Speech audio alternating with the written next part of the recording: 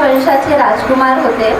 शाक्य याचा अर्थ होतो सामर्थ्य आणि हे शुद्धतेचे प्रतीक मानले जाते.